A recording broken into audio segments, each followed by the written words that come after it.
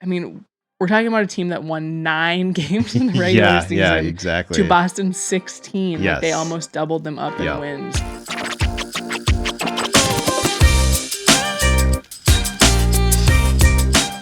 Hi, I'm Caitlin. Hi, I'm Alex. And this is Raising the Game, a women's sports podcast covering primetime performers, the business behind the athletes and the leagues, and what the growth of women's sports means for the next generation of women's athletes. We're back, episode 19. We have a lot of developments in the PWHL to talk about. Yes. We have many things. A rundown of NWSL Week 7. Yep, match Week 7. And our first weekend of WNBA is over, and we've got some results to talk about. Yeah, it's interesting right now being in full swing. Well, not full swing, but with the overlap between the 3 major leagues here in the States, right? And just all the moving pieces. There's a lot going on. Yeah, for sure. I think the other hard part is that our men's teams are also in the playoffs, and it's just like nonstop sports every single night here. So I'm gonna try to not ask questions about why Wemby didn't get fined. We'll not talk about that here. We'll step off that, but we have talked about other suspensions and potential suspensions in the other leagues we watch. So, before we get into headlines, you want to do a favorite thing? Let's do it. I was just going to say, and I had to pause myself until we teed up favorite thing here, but I think given all that's going on, Alex and I were able to get away this past weekend. We went up to the North Shore in past Duluth in Minnesota. And one of the nights we were like sitting around a fire.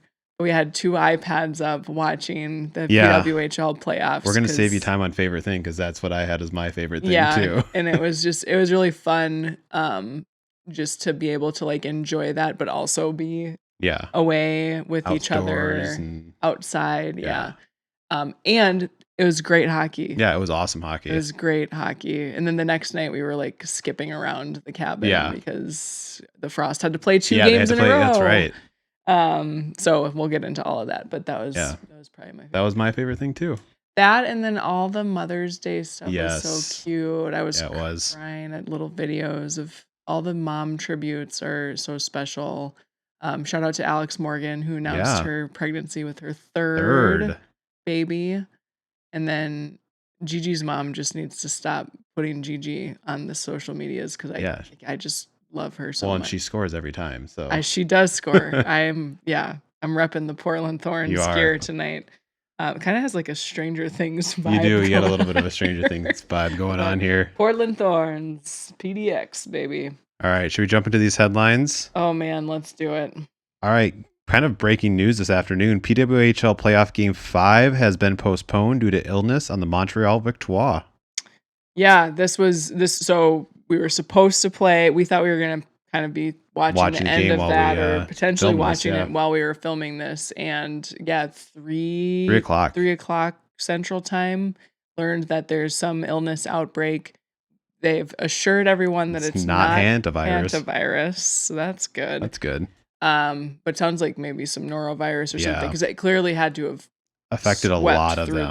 Through the locker room. So more on that. More on that later. Ottawa Charge eliminate Boston Fleet and will play the winner of the Montreal-Minnesota game when they have that in the Walter Cup final. Yeah, we'll talk more about this here in a couple minutes. All right.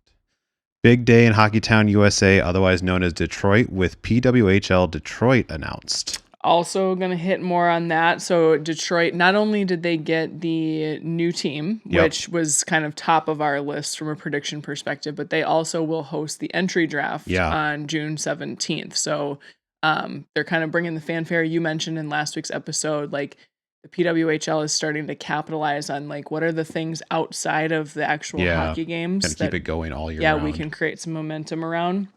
And then, as we know, other announcements are imminent. We'll talk about that in our PWHL segment. WNBA Season 30 gets underway, featuring some gritty games, impressive rookie performances, and some surprise outcomes.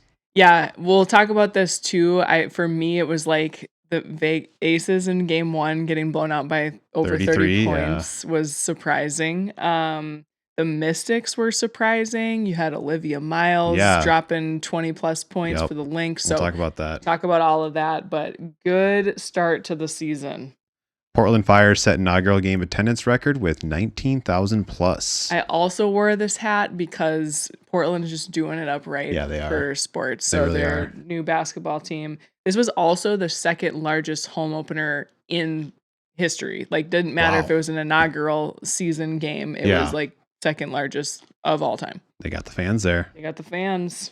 W announces historic multi-year agreement with Bell Media, making the Canadian media company the official partner of the Toronto Tempo. Yeah, and I think I was reading they'll broadcast other regular season games too, so not just Tempo games, just some like marquee matchups and things like that. Plus, they'll do the All-Star game, playoffs, and the draft next year in Canada, because Canada knows what's up, right? They do. They do those broadcast deals. Yes, they do. Right away. Upshot League, a startup women's basketball product, announces it's already raised $40 million. Okay, I gotta confess, I meant to look up what the hell this means. I don't know what this is. I'm assuming, and we'll come back. We will follow up on this one. But this is backed by some basketball legends, Tamika Catching, Cheryl Miller, Ann Myers Drysdale. And so I assume it's going to be another kind of format of a league. Yeah. So think Unrivaled, think Athletes Unlimited, Project B, things like that. But we have some research to do. Yes, we do. Before we can confidently. It'd be fun if it was like a street ball type of thing or something. Like, well, it apparently like kicks off in 9 days, so I'm not quite sure what it is. All right. NWSL Match Week 7 delivers excitement and plenty of table movement, with Casey surging behind Temwa Shawinga's hat trick, Portland's loss, and Utah's absolute inability to allow a goal. I wrote that one like a little tongue-in-cheek because they like can't let it, like no one can score on them. We've got some stats later, but it'll be fun. And then I also Boston has had points in their last 3 games, I think. And then you had Washington win again. Although Trin may have left with a little bit of a knock, so we'll be watching that. She's okay. New York City Mayor Zoran Mamdani partnered with Gotham FC to provide affordable $5 tickets to the team's weekend matchup against Boston Legacy. Yeah, they ended up with over 11,000 fans there. Zoran was talking about like how football, soccer is like the working person's game, right? For sure. And it's unfortunate that people get priced out. I mean, we're seeing this big time with World Cup ticket sales right now on the men's side.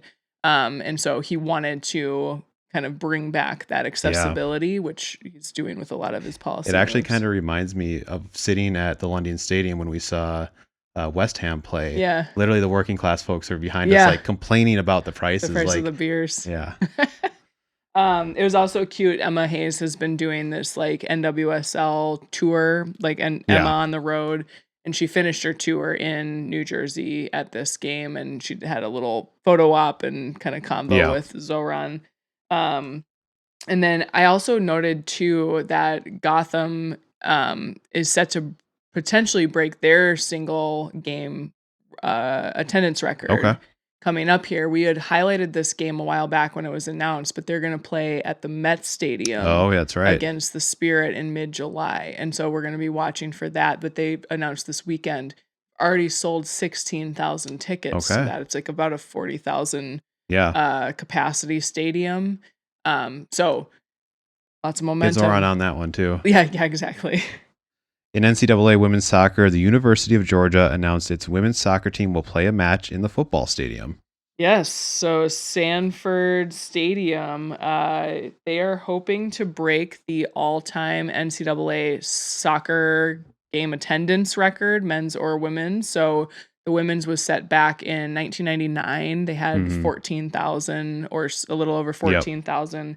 And then the men's was about 22,000 and a half, set in 1980. Jeez. I'm kind of like, what happened then? Because soccer has really grown.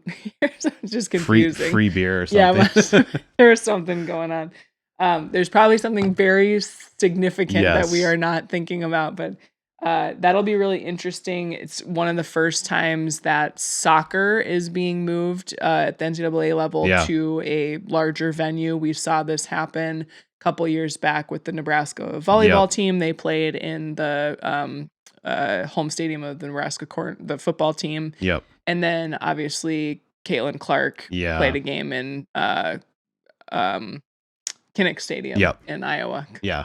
I should know that. Siblings went there. Yes, I am a Badger, not, just to be clear.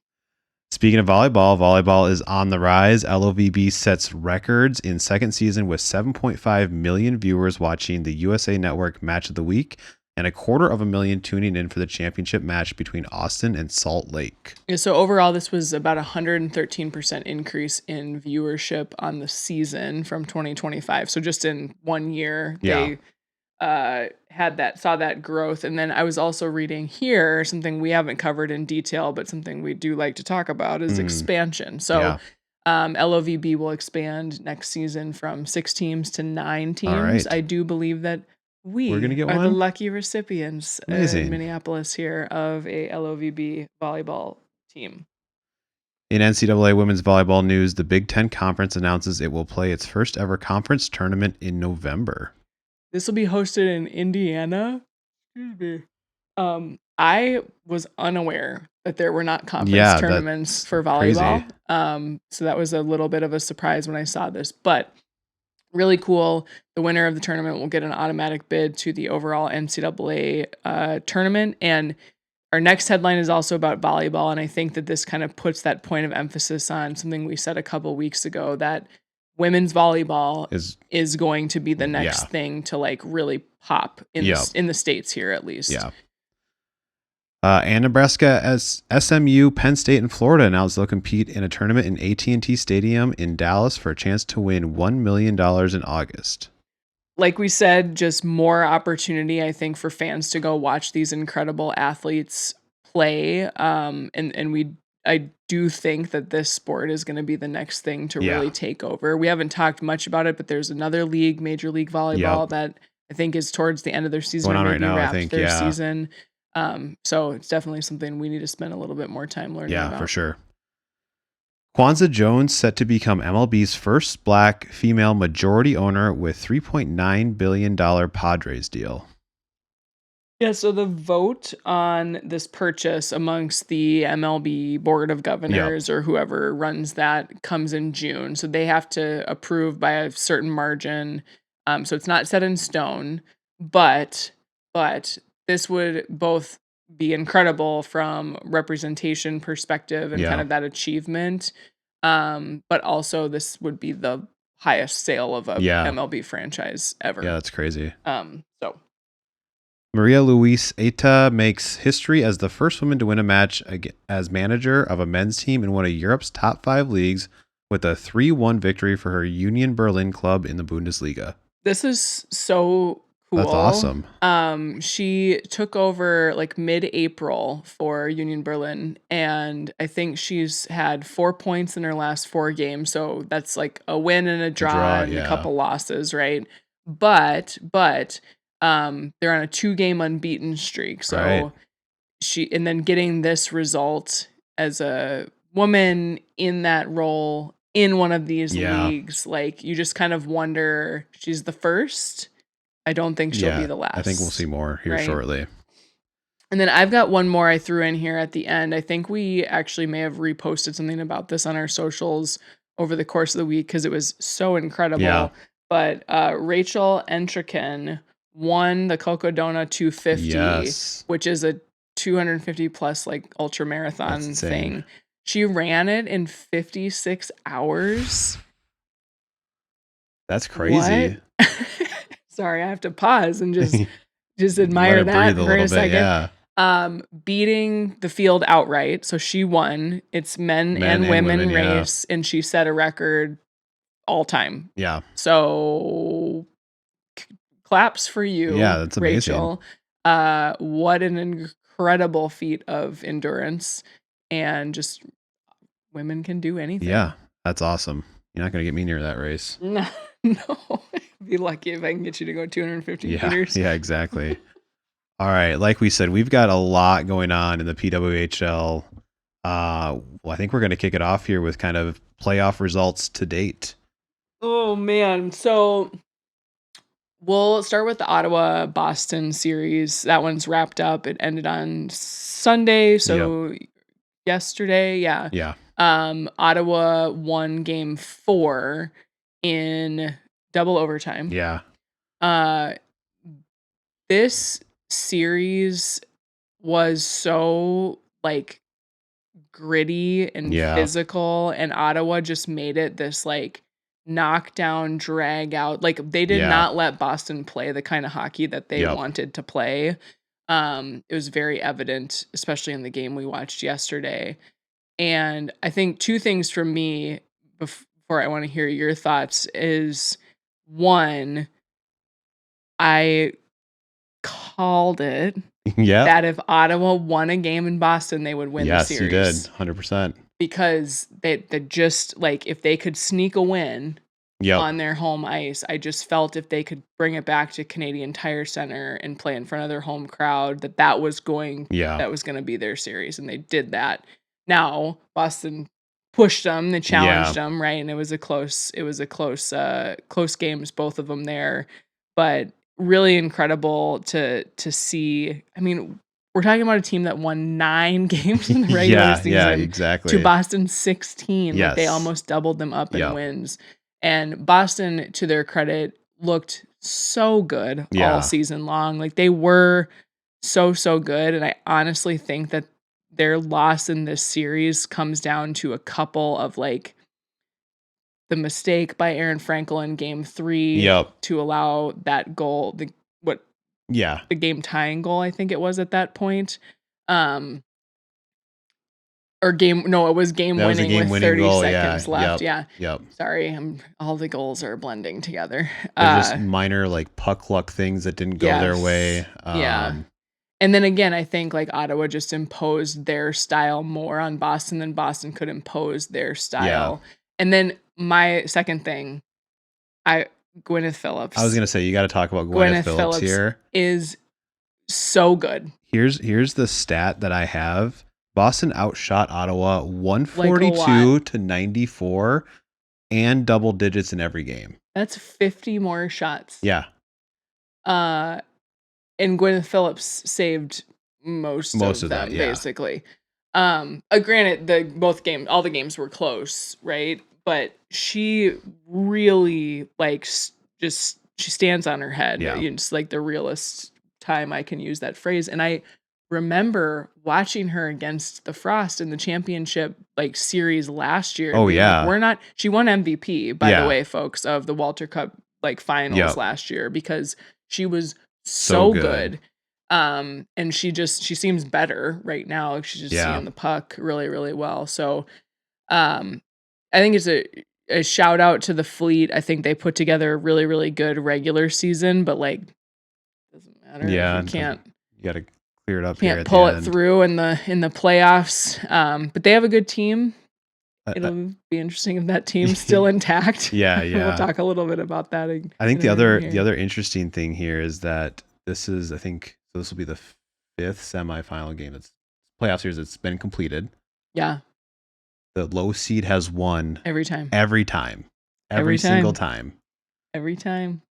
No matter what. And if Minnesota wins against Montreal, it'll be 6 out of 6. Yeah. The low seeds always win. Yeah. And I think to me as a fan who likes to watch the sport, this is also, in my view, a little bit of an argument for expansion. Yeah. Is that the parity with only really 6 teams, because it's the same teams that are making it into the playoffs, but you need the expansion, but you need those teams to also be good, and you need some of this rotation. I can understand, I don't agree with, but I can understand the frustration of fans who don't want Minnesota to three-peat, right? Who I can understand that. Yeah. As a Frost fan, I want them to three-peat, of course, right? But I can appreciate the fact that we do have kind of this consolidation of teams that keep rotating through, and that any of those 4 teams can win on any given Yeah. night. It's like a good thing and a bad thing. The expansion will do, and we'll talk about it here shortly, but the expansion will do well to, and I'm not saying this in a bad way, like the talent is bad, but like dilute the talent pool a little bit to kind of distribute it and average it out a little bit more. You get kind of the same mixture around the league and get a little bit more parity. Yeah. So, I think I was just looking at my notes here for the to be fair, we called out Gwyneth Phillips. Erin Frankel was also incredible. Very good. Didn't face as many shots as Phillips did, but made really, really big saves. Had a couple of just moments, right? And then I also wrote down here, Annika Mueller is going to have nightmares about the open net right there, and it just slides right across the back of the crease. The crease behind Phillips. Yes. Like between the goaltender and the goal. Like I think anyone looking at this net would think this is easy. For a non-professional, you probably could shoot it in there, and it just slid right across. Like I think the entire stadium thought that was the end of the game. For sure. So Ottawa now gets to rest. They are the low seed no matter who they play. So they'll be going on the road to start the next series, which we assume is going to start at the end of the week. Yep. Moving over to the Minnesota-Montreal series. Why don't you want to open with your thoughts on this? Well, I'm kind of still hung up on just the whole like illness tonight and the game being postponed. Yeah. There's been a lot of, it's really sad. There's been a lot of people on threads that are like, hey, they just gotta forfeit. Like they can't play the game. They gotta forfeit. But Minnesota's already so hated. I don't want them to be more hated because like they got in a technicality. Right. But yeah, I thought both games were really, they were both fun. I thought it was funny. I have this vision of us dancing around the cabin we were in. Oh my gosh! Saturday night, they won game 4. So Sydney Moran, she's Captain Clutch for us. Yes, she is. She has scored like so. Sydney Moran is one of our defenders. She's scored 4 goals so far in the playoffs here, and prior to that, she had scored 4 goals her entire professional career. Yeah. I think the other thing about this series is something we talked about earlier tonight was that it kind of deserved better. And I mean, so like we said, we have all these great moments throughout the series. Like you said, Sid Marin doing that. Just everything, the Stacey hat trick, just things like that were really great. But then we have the back-to-back games, which is not necessarily on the PWHL necessarily. There's some trouble there with NHL and who got to play where. But it's a further thing to think about as they expand.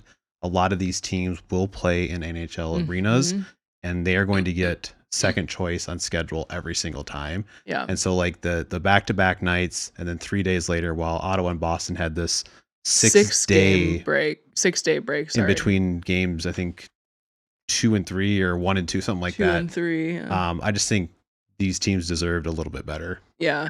Well, it was crazy too, because not only were the back-to-back games scheduled for Montreal and Minnesota, they played Thursday and Friday night, right? But they also played Tuesday night. So they already were saying you're going to play 3 games in 4 days. Yeah. Then Tuesday night's game went to triple overtime. Yep. So they basically played another game. Yeah. Right? So essentially you've got players who are playing a game a day. Right? You have travel mixed in there because they had to travel back to Minnesota after the game 2 in Montreal. Yep. And so I definitely go to, like, I get that the NHL has primacy. They're often the primary tenant in the venues. They might own the venues that they play in. But like player safety has to be at the top of the list, even if it means that we've got to stretch or extend or whatever. Like there has to be more consideration for that, because we're very fortunate that we're not sitting here talking about a really serious injury to a player because they were retired. I kind of imagine some PWHL execs might have been shaking a little bit on Friday night thinking, what if this goes to triple overtime too? Yeah. And then they've got to turn around and play 20 hours later, 18 Yeah. hours later. Like, Yeah. you can't recover from that. In a weird way, the postponement tonight is a little bit of like obviously sucks for Montreal, but Yeah. like a little bit of a blessing in disguise for the Frost because Yep. they're going to get an extra 24 hours essentially to rest the legs, like stay kind of Yep. in that mode and fired up. But that scheduling to me is something that I do think, when they start to talk about CBA in a few years and things like that, That will be they'll part point of back it. to this and be like, "Hey, we've got to do better." Yeah. The NHL, PWHL secondary tenant thing is also a big part of some of the expansion team decisions. We'll talk about that in just a minute here, but it made me think of it when you brought it Yeah. up. Okay, the other thing I want to talk about with this series is we have also talked about discipline on this Yeah. podcast. Oh, yeah. I know where we're going here. And how when you are playing any game, but especially in these games where the stakes are high, Yep. right? You have to stay disciplined. Yep. And we saw in game 1, right? Yeah, it was game Yeah, I think 1. it's game 1. One of the four Frost forwards, Britta Curl-Salemi, was not disciplined and Yeah. did a dirty hit on a player, got suspended for game 2. Rightfully so. Rightfully so. She probably should have been suspended for more games in our view. But she left her team hanging in that game 2, in that triple overtime game, down a forward. Yeah. So now you're having to rotate players through Yep. even more. So speaking about tired legs. Okay. So that happened. Game 4. Yep. I really have enjoyed watching Laura Stacey play Yep. in this series, actually this whole season. I think she's an incredible leader, incredible player. She lost a moment of discipline Yep. when she went after Curl Took her after out the after whistle. the play. Yep. And this was just right after Curl had kind of gotten into it. Had gotten into it with Rock. Yep. Who those two don't like get each along, other. No. I'm pretty sure Abby Rock's black eye is from Britta Curl. Yeah.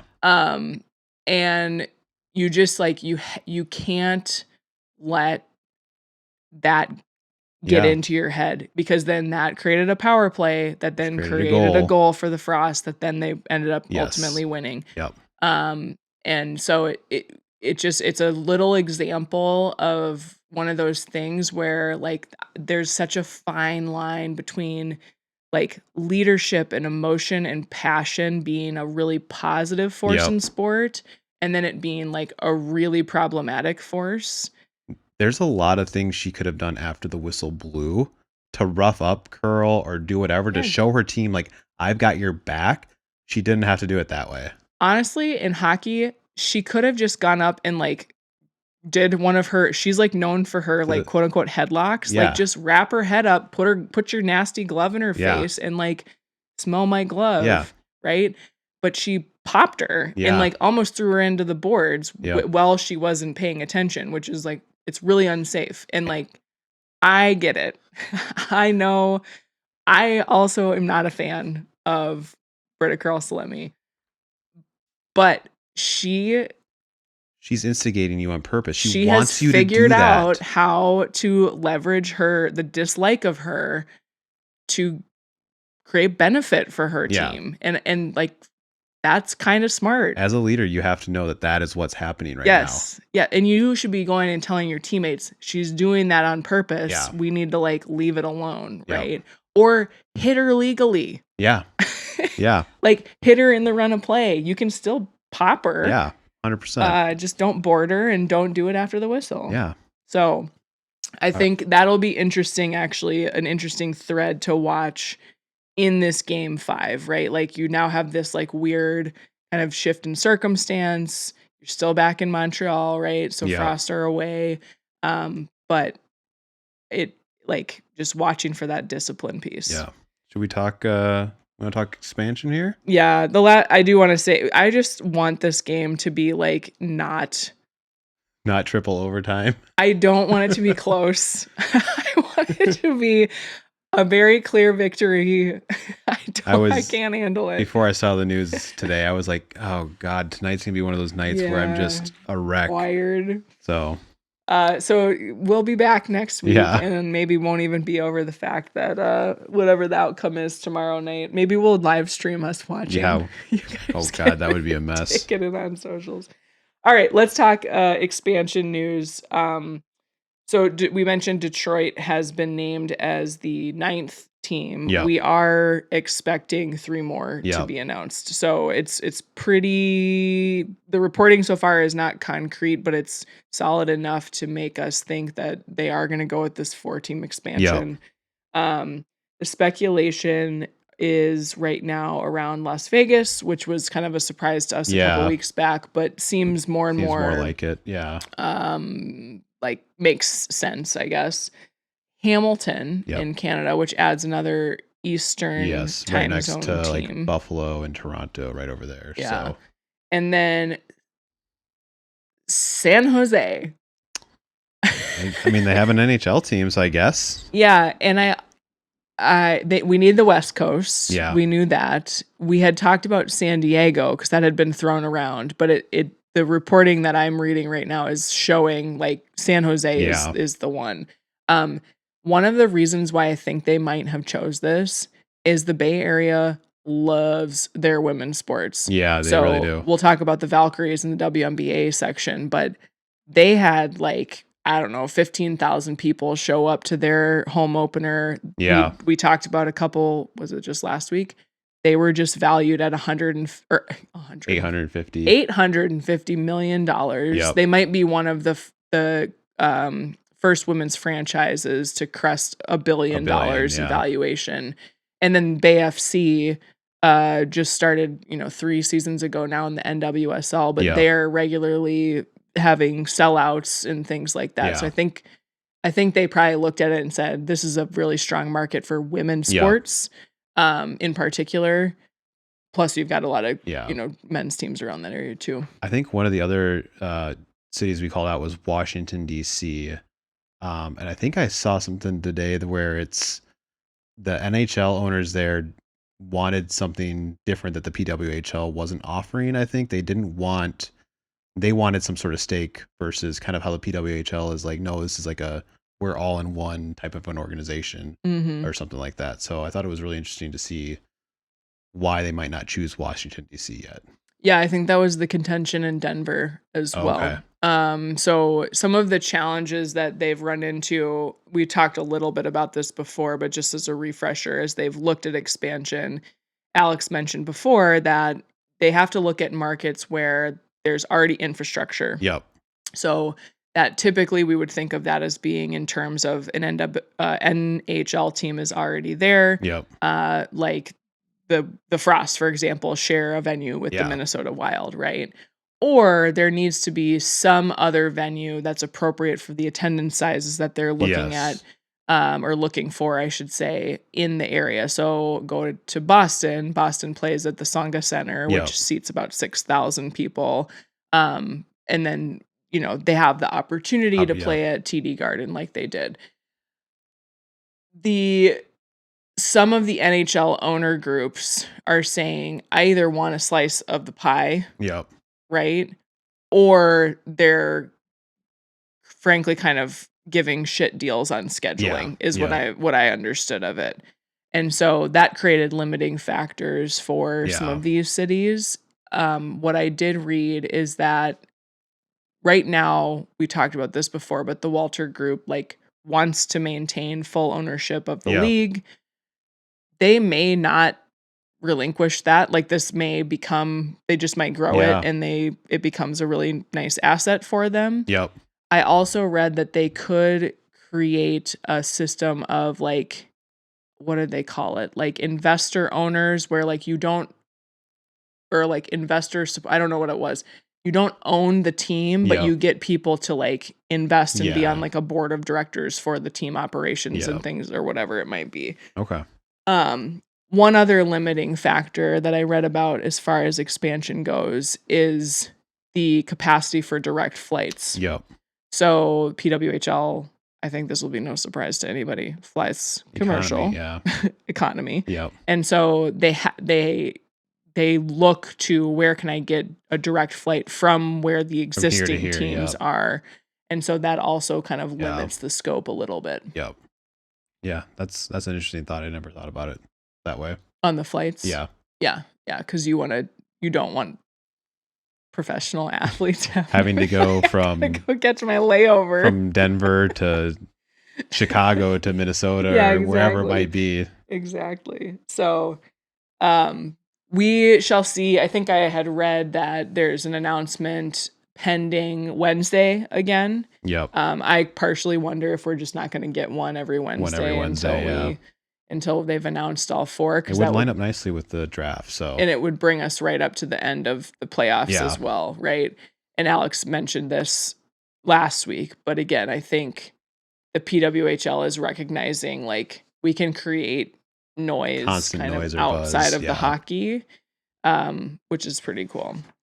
All right, let's talk about this mock expansion process we did here. We have attempted to protect the 3 players for each team. If you don't remember how this all works, it's a lot. Go back, listen to last week. You get to protect 3 players per team, and then each expansion team gives a 20-person exclusive negotiation target list. So we've kind of started that process in our imaginary PWHL league that we have on paper here.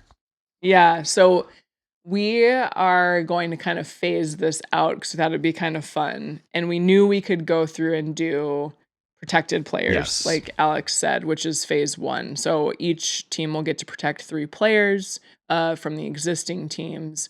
And just since those are top of mind right now, as the season has just wound down, and then you have the playoffs, most of these will be names that you are probably hearing if you're watching these games.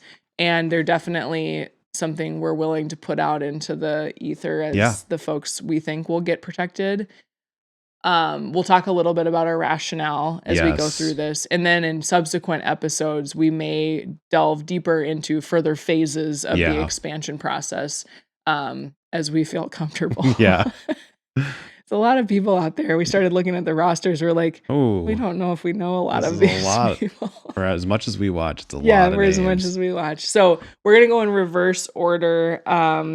So starting with Vancouver, we said that Vancouver would protect Sarah Nurse, Ashton Bell, and Claire Thompson. So Bell, Thompson, and Nurse are all part of their captain core.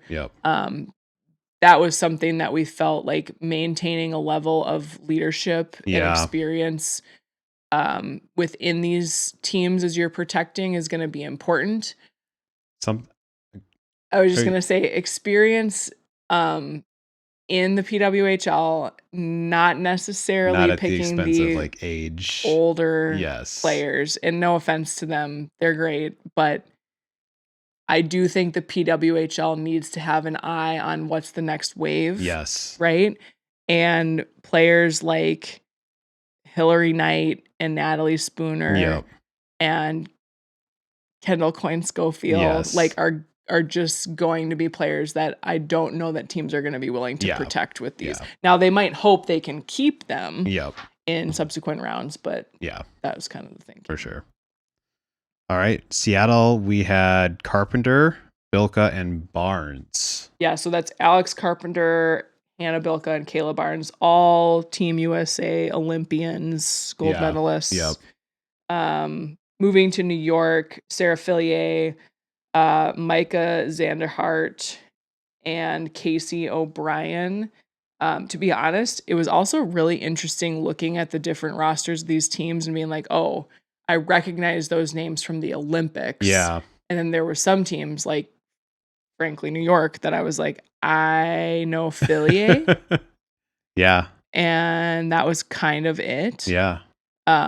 So again, going to what we talked about before of like needing to distribute that talent pool a little bit more so that you have a little bit more balanced competition across all the teams, not just the original 6, right, is going to be important. Then we had Toronto. We had Fass, Malte, and Watts. Yeah, so this is a bunch of Canadian Olympians. Yep. So Renata Fast, Emma Malte, and Daryl Watts. Again, kind of airing more on, you got some leadership. I think Fast is an assistant captain for them right now, and then a little bit more experience, but youth. Yes. When we looked at these, we saw a lot of 36, 37-year-olds that we were like, they're great, but probably Love not. that they're still playing. We want the next greatest that's 30, 32-ish Yes. to have that leadership, but some youth too. Yeah. And again, I want to emphasize, we're not saying that the older players are done playing.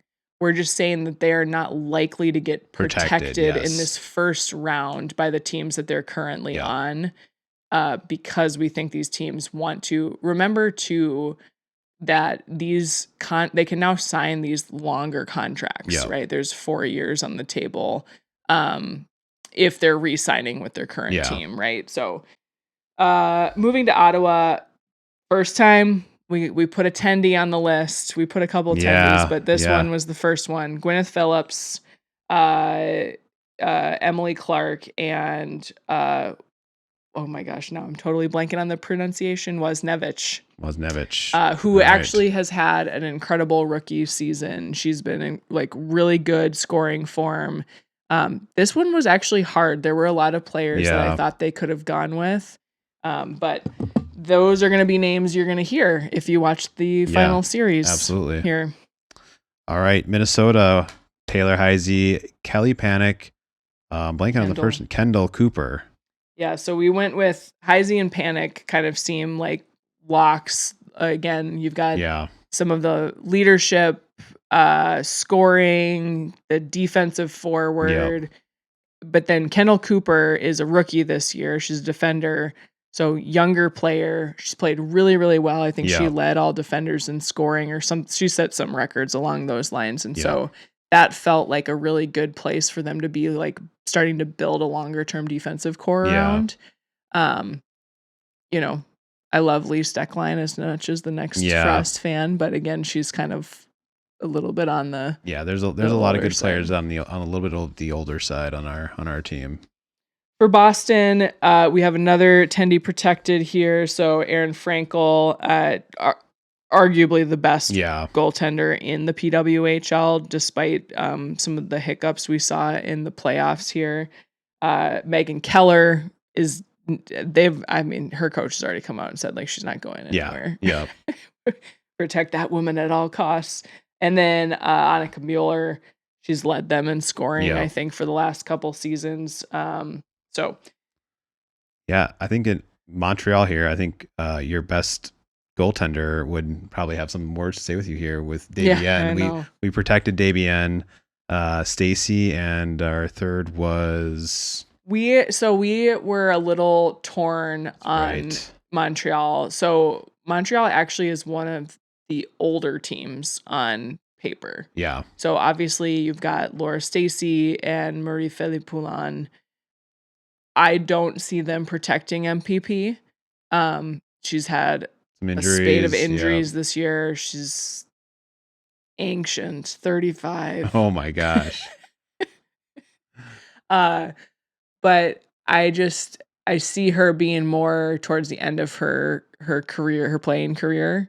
And so like, again, I just don't think Montreal is going to protect her. Now what's difficult about that is that Laura Stacy, the assistant captain to MPP's captaincy in Montreal, is also MPP's wife. And so I feel like that could create some there might be like if you're going to protect me, you have to protect package her. Or a package deal. But they've got some options. Haley Skimura is on that team. They have a couple other folks who I looked at and was Abby Rock could be one if you like want kind of that enforcer vibe, right?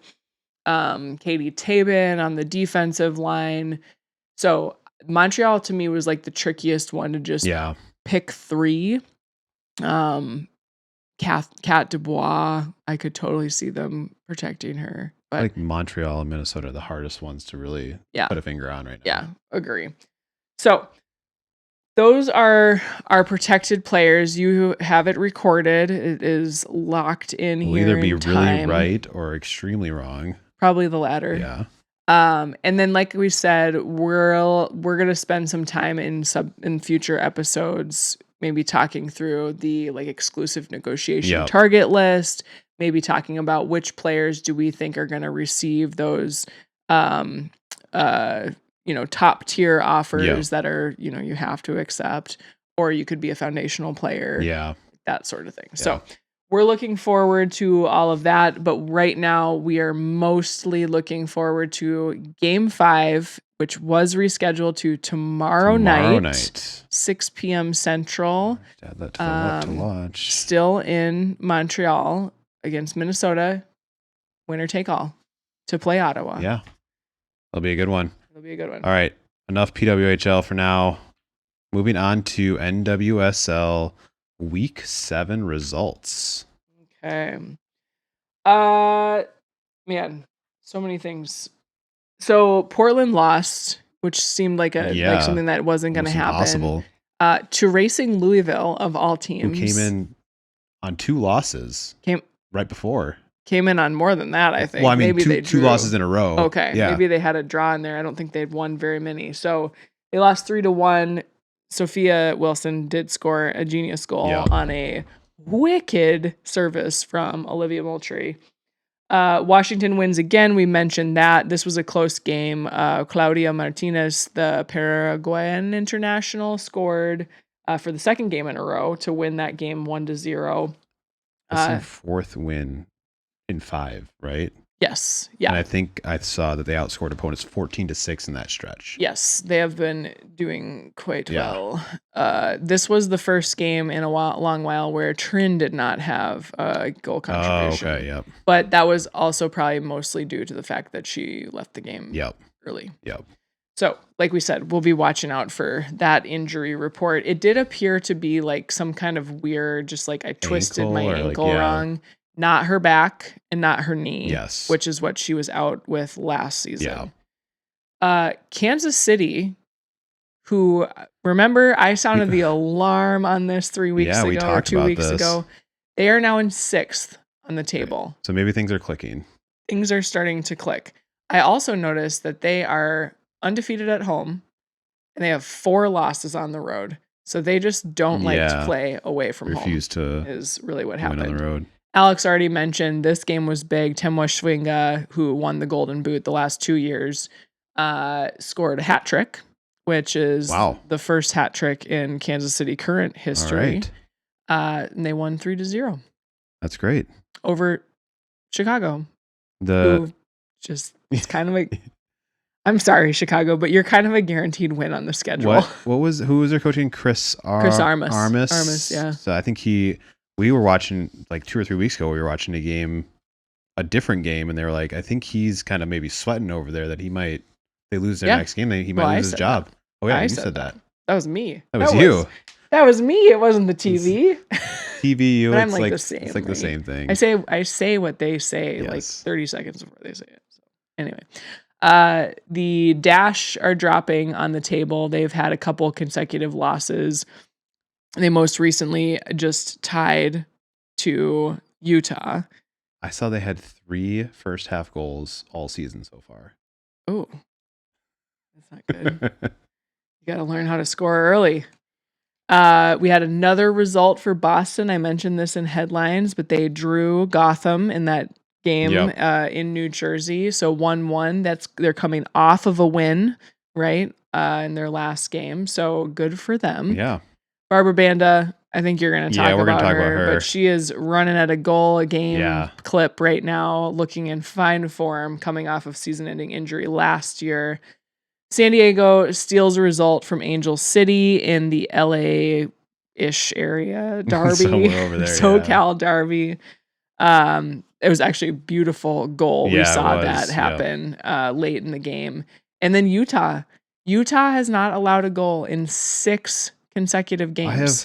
I have, I think 465 minutes. Yeah, it's crazy. Yeah, and I don't really know how, why.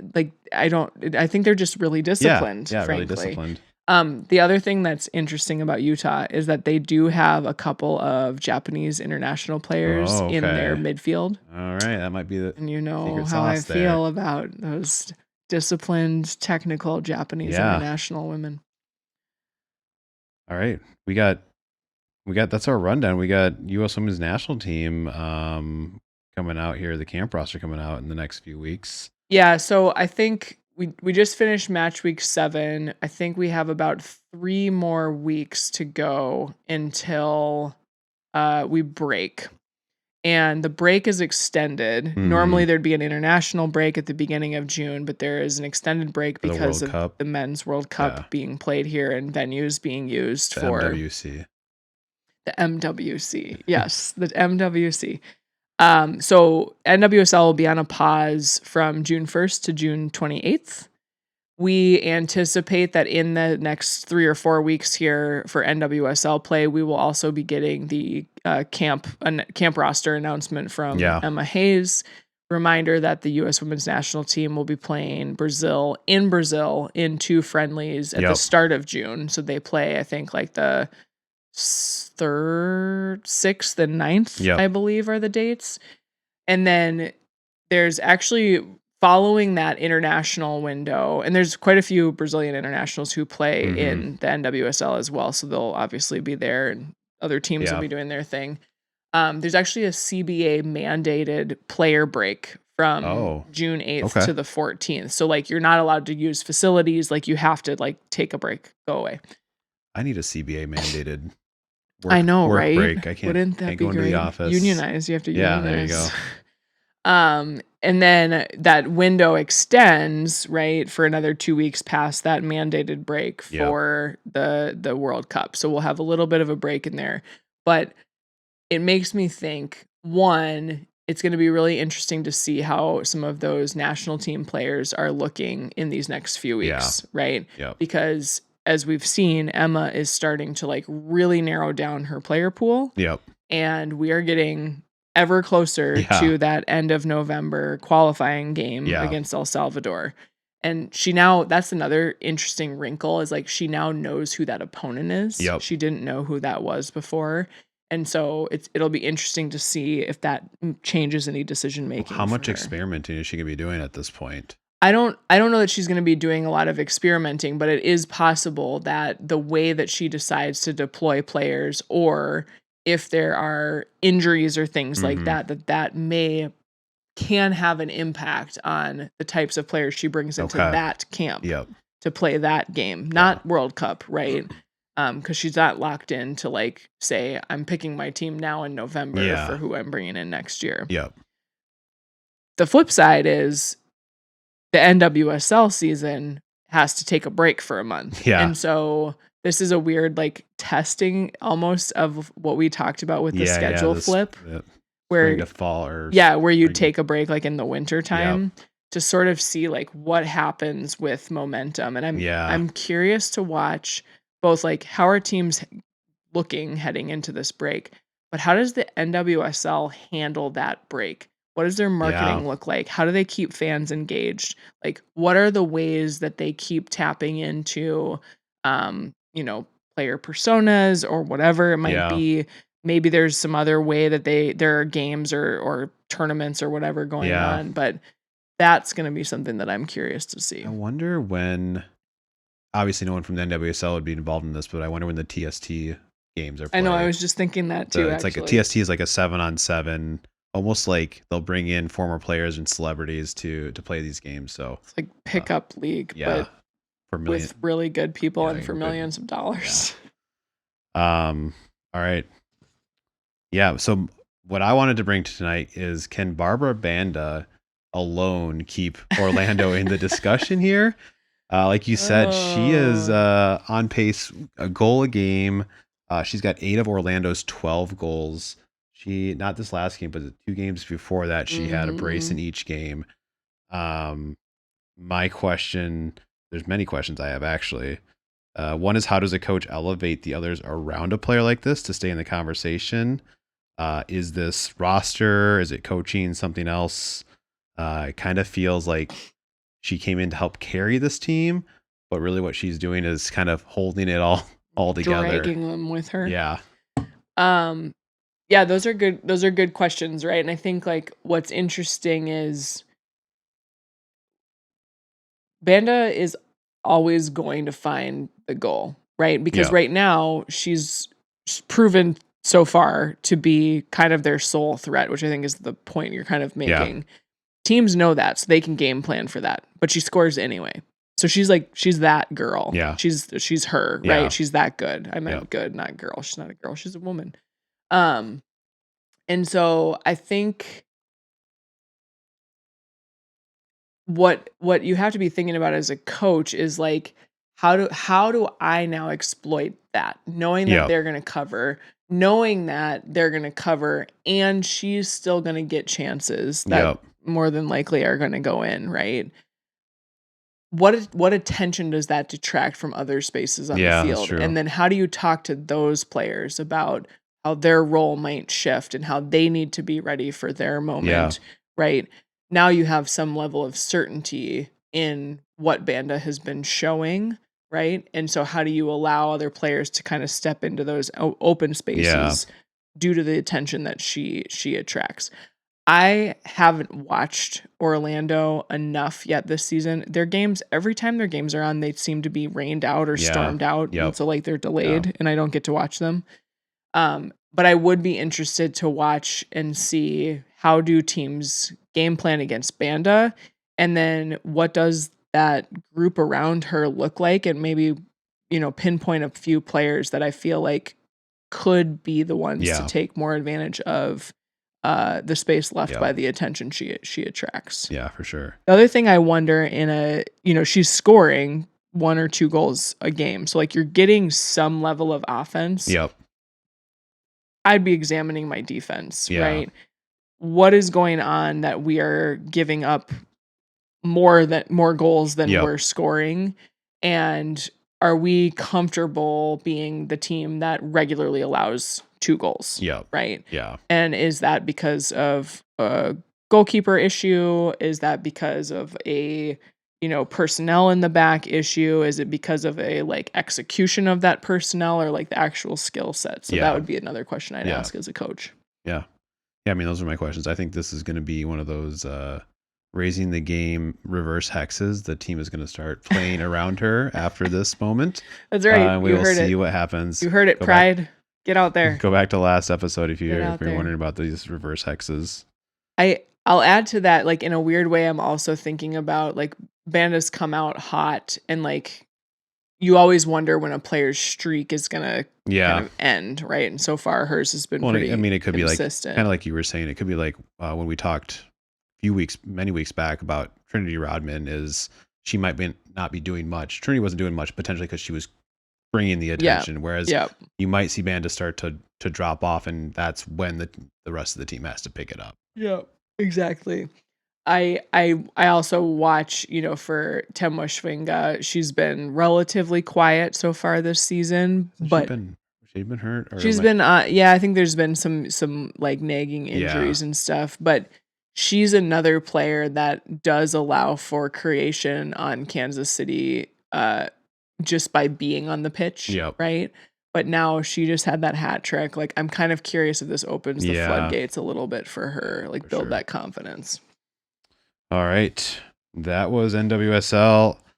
Let's talk about this WNBA opening weekend. Oh, man. All sorts of things. The drama already it's crazy. It's don't go on WNBA threads. No. Don't do it. No. Don't recommend. At all. Natisha Heidemann, our links for Elixir Forever. She was like calling out the fans, being like, y'all are mean. Y'all are bad. Thank you.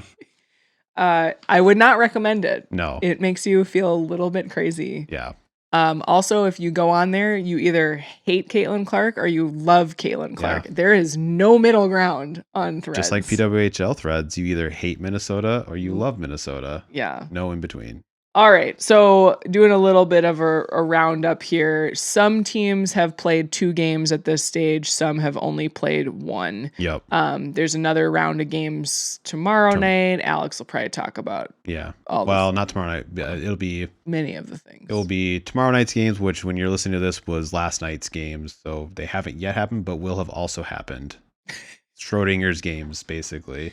Get that? You There you following? Okay. Over the weekend, the Liberty and the Valkyrie were the only 2 teams to come out with 2 wins. Yep. They were, I would say the Valkyrie actually had stronger wins. The Liberty ended up going to overtime against the Mystics, which I'll talk about in a second. Chicago, Atlanta, and Dallas each start with a win apiece. Yep. Paige looks great. Yeah. I just have to say, I just saw a thing today that was saying she put on like 15 pounds of muscle in the off season, and I don't love like commenting on bodies generally speaking, but she seems to be able to use that to her advantage now, and I really think like she's going to be a force to be reckoned with this year. I also noticed just like the Lynx played the Dream Atlanta. We blew a 19-point lead against them, ended up losing by 1. But Angel Reese's impact in that game, we were watching kind of in the spotty cell service of the North Shore. And she had a couple moments where like just pulled the momentum of the game towards 100%. Her. So maybe a sign of things to come for the Dream. Split results over the weekend for the Las Vegas Aces, the Phoenix Mercury, the Washington Mystics, and the Seattle Storm. I think the biggest surprise by far was the Aces' loss to Phoenix. Apparently that was on their ring night too. They were getting their rings. They lost by 33. And they got owned by some European talent from I'm not going to remember her name, and I apologize. I should have written that down, but that was a blowout for the defending champs to come back. I think we saw Chelsea Gray, the point guard, did not have her best game.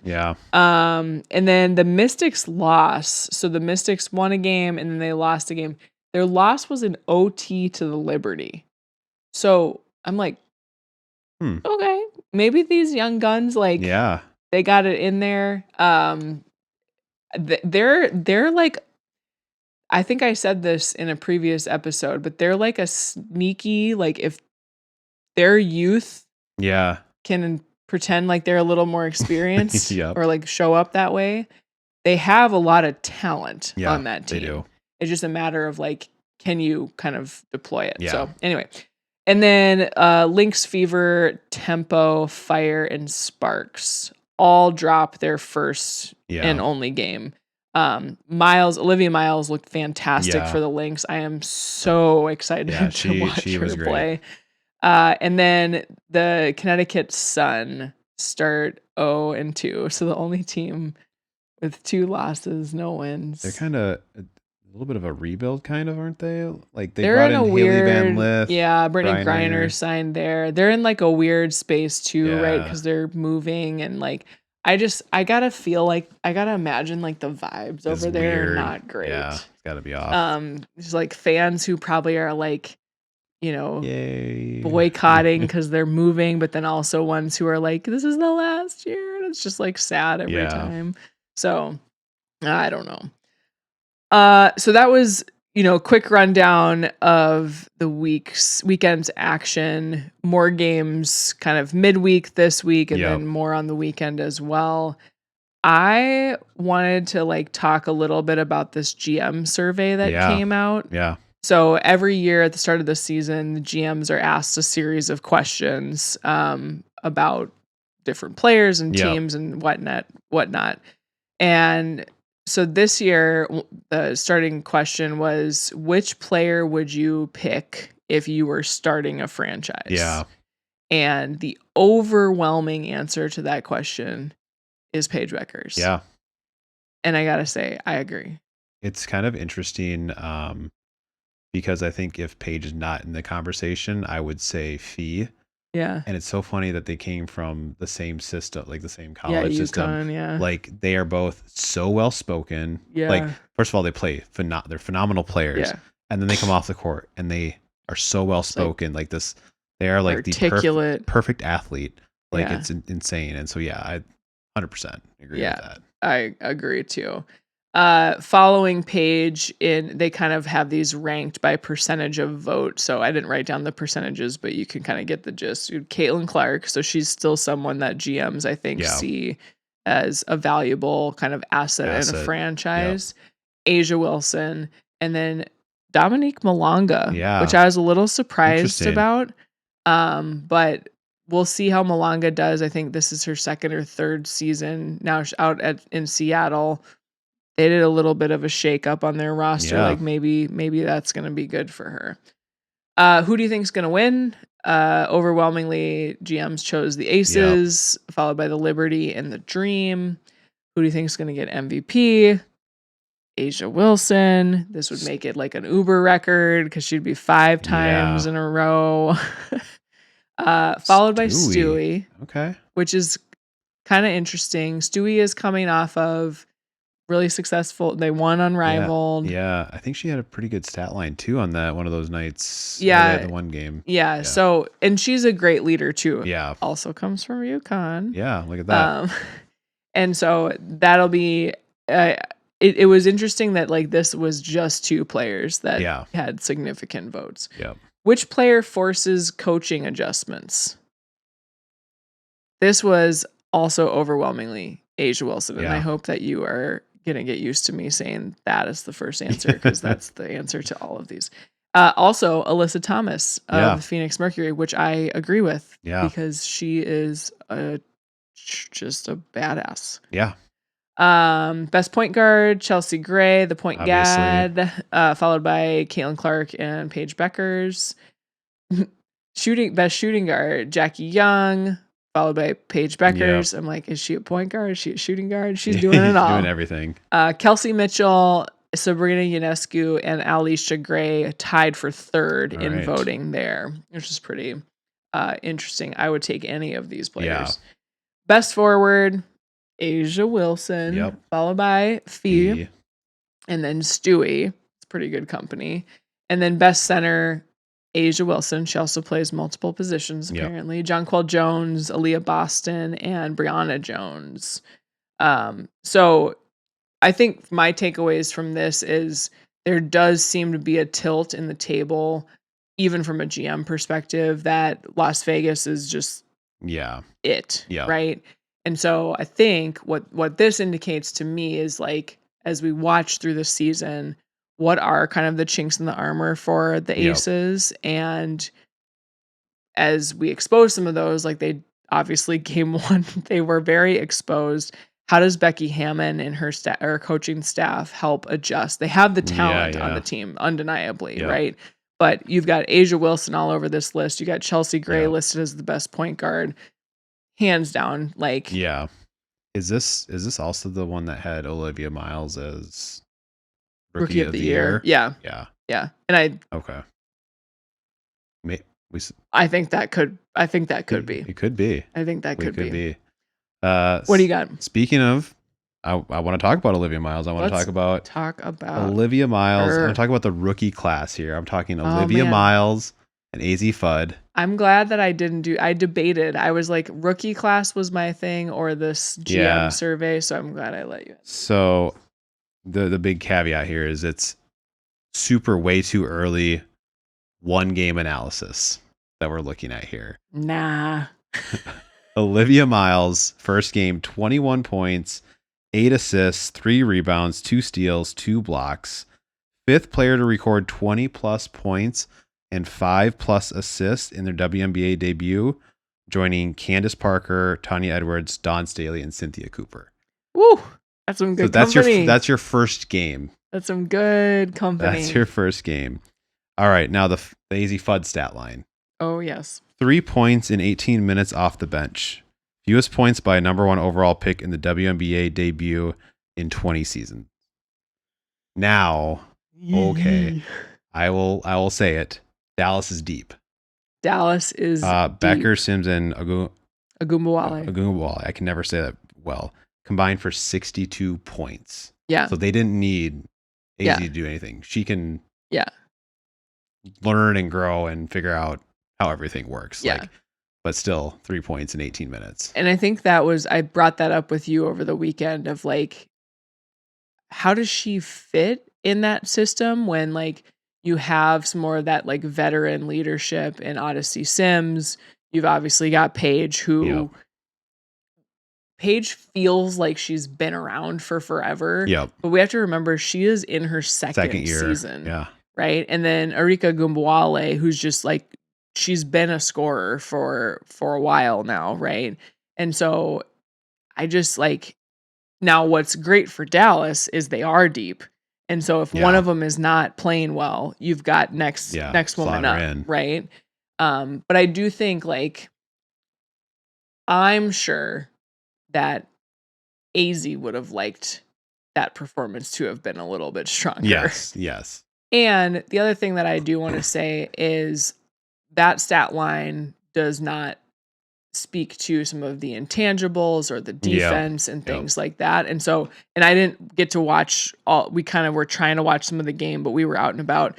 And so like, I didn't get to watch all of that level of detail. And like, is she at least bringing those things to the court? And like, maybe the stat sheet isn't full. Yeah. And so like, that's going to be something to assess with these rooks as well, as like, are they contributing? Like Raven Johnson for the Fever, right? We've talked a lot about her defense. Like she is going to be somebody who that's going to be her primary use on that team right now.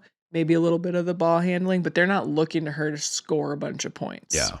But there are high expectations on those number one picks. Yes, and exactly. AZ clearly didn't quite. The other thing that I would say about Miles is like, I think that anyone who watched that game should feel, whether you like the Lynx or not, you should feel that maybe you had the Lynx too low.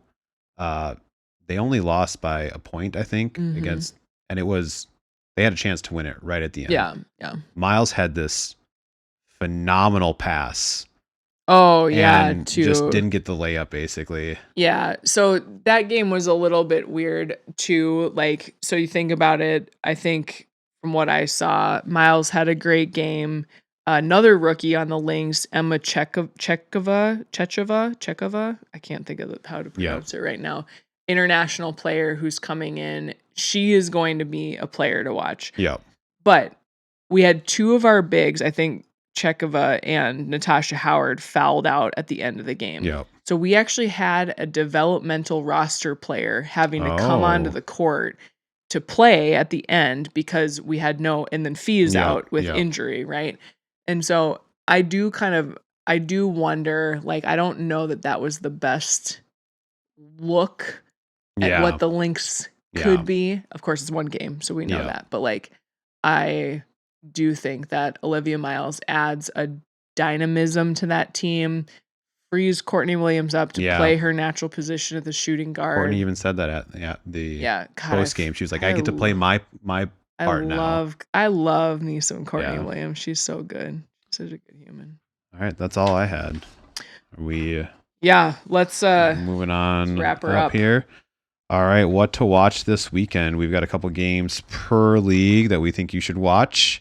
Sunday, May 17th at 1:30 p.m. Central on Peacock. We've got Las Vegas versus Atlanta. So this is Angel Reese's home debut at State Farm Arena. Yeah. We talked a lot about the Aces blowout loss in their first game. We did not talk about the fact that they turned around and did a blowout win by to 27. The Sparks, on Sunday. So that was just one day after that loss. So I think speaking of Sparks, I think they signed Kate Martin. Oh, to a developmental deal. Yeah, that was also one. I'll save it for last. We'll talk. Then we got Seattle Storm versus Indiana Fever Sunday, May 17th at 6 p.m. on Peacock. Ooh. So Fever are looking at 0-1 right now. Need to respond. And then you got this young Storm team. Yeah, Flauget doing the too small on Brittany Griner. Also, so she did the too small, like down low with her hand. Yeah, Apparently, Paige does the too small, like you're she pinching did your that to fingers Sophie a little bit. Cunningham. She was like, "You too small." But I think hers made more sense because she just bowled Cunningham over, so it was more of like a like you're Oh not yeah, you're not you're like little. big versus like Brittany Griner is like a 6'9", bajillion feet yeah. tall, and so Flage is trying to say like Yeah. you're too small. All right, NWSL, we've got the Kansas City Current versus the Houston Dash on Friday at 7 p.m. on Prime. Whoa. Like we said, Kansas City is climbing the table. Houston's been sliding. See what happens here. Oh man. Jeez, that's a good one. Then we've got Portland Thorns versus Angel City FC Sunday, May 17th at 5 p.m. Central on ESPN2. Yeah, I mean, Portland's the table leader coming off that loss. Angel City has struggled, but I don't know if I'd ever count that team out. Will be fun to watch that one. Yeah.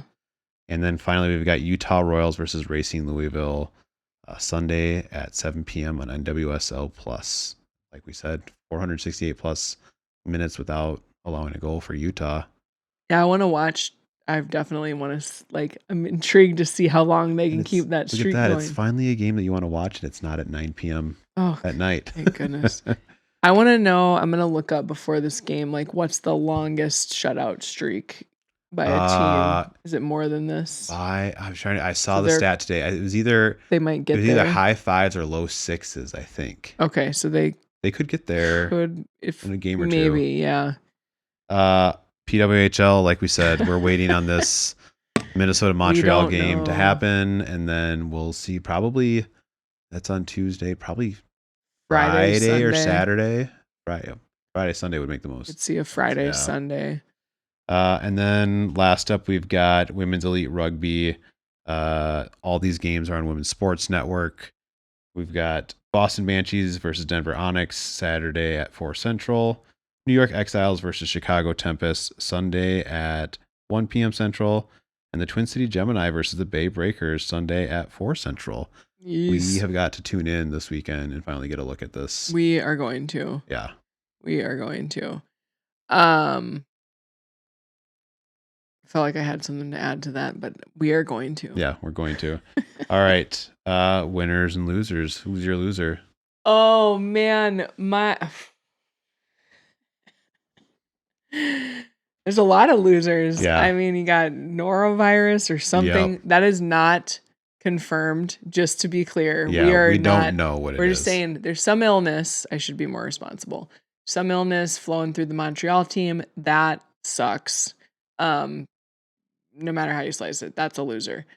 The Valkyries waving Kate Martin is a real big loser. I think the fan base there was like shocked. She was like, and to be fair, we all can sit here and be like, we know that you're trying to build a team that's going to win games, and that she just wasn't an ingredient for that team. Like I saw a little clip with her. It does not take away the emotion of that. And as somebody who was a long shot to get drafted, she was surprised drafted 2 years ago. She was not at a table at the draft. She was in the crowd and got drafted. She was there to support Caitlin, just sitting in the crowd, not expecting to get drafted, and then got drafted by the Valkyries. And so like, what a cool thing to have happen, or by the Aces, actually, I think drafted her first.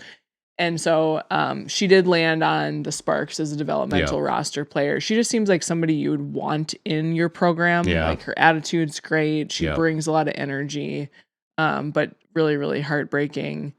And then my other loss, I am a little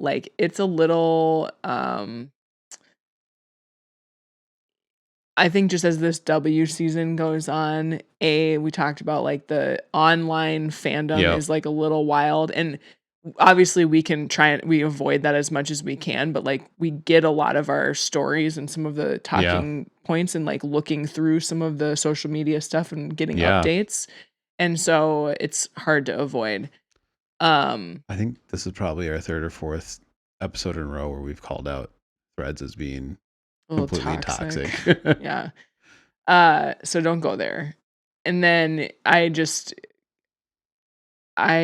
continue to be a little bit perplexed and miffed by how Caitlin Clark shows up on the court. Yeah. I don't love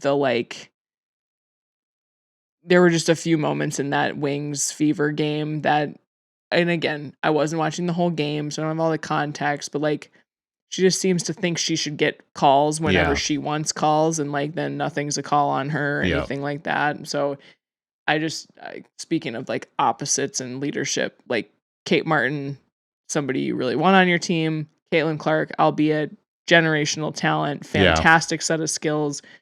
She just, I keep waiting for her to show me she's a teammate, a person I want on my team, and she just doesn't show it. Yeah. My loser, I mean, really was the PWHL scheduling and the whole idea, just the whole infrastructure idea that they're kind of going to be second fiddle to NHL, unless I was thinking more about it as we were even recording this, is I don't know if it's something that's going to be where, what amount of teams right now play in arenas actually owned by the NHL teams, or just they're owned separately and rented out to NHL teams. Is there some difference there and how that works? I think that's something I want to look into next week, but I think just that whole thing is a mess. Yeah. Good place to start with that is Vancouver is actually they're the only primary tenant. And so they're actually the model I think the PWHL would love to have, but that's just not feasible when you need the infrastructure already built out. So all right, winners.